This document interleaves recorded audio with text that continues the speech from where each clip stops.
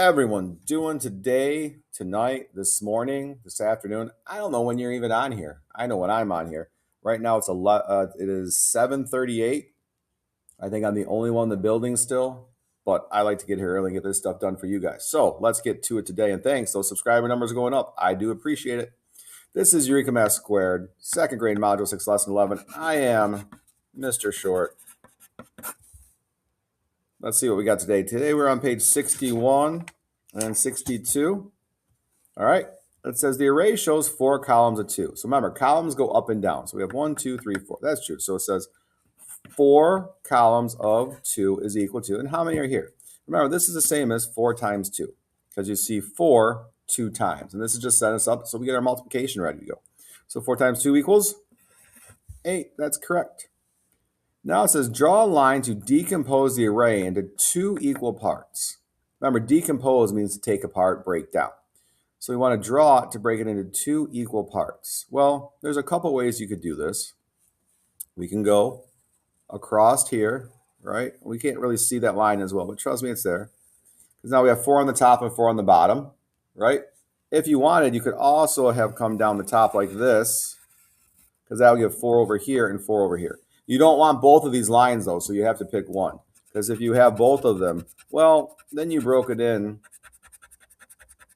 to 4 equal parts, and we only want 2 equal parts. So there, I cleaned that up for you. All right? Complete the number bond, write the addition equation to match. Oh, boy. Let's see what we got here. So we got 1, 2, we got 3 number bonds down here. For this one, right? So we know we're going to equal 8, and we have 4 here and 4 here, right? Yeah. I can help you with the first one, but then I'm not going to help with it. 4 plus 4 equals 8. Now, you got to figure out what in the world you're supposed to do for the next two, because I can't help you with everything. All right? Complete that one. Figure it out. Let's look at the back. Oh, look it's our place value chart. I tell you what, teaching 4th grade this year, I still reference the place value chart all the time, and it helps with division and multiplication as you guys go up in grades. It really does. I promise you that. How many more 10s to make a new 100? Well, we have 1, 2, 3, 4, 5, 6, 7, 8. We have 8 10s here. All right. So if we have 8 10s, how many more 10s do we need till we can loop it and pull it over to the 100? That's right. We need 2. So 1, 2. And now we can do a big old loop and arrow over here. Now we have a new 100.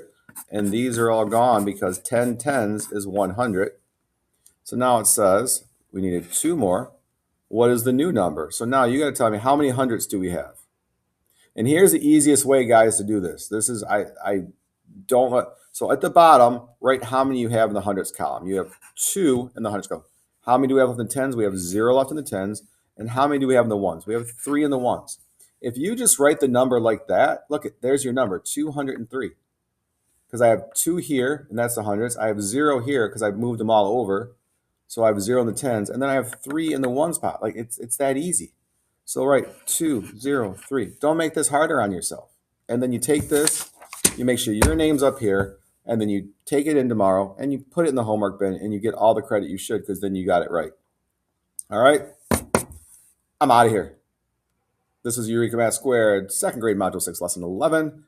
I'm Mr. Short, and I hope, as always, you have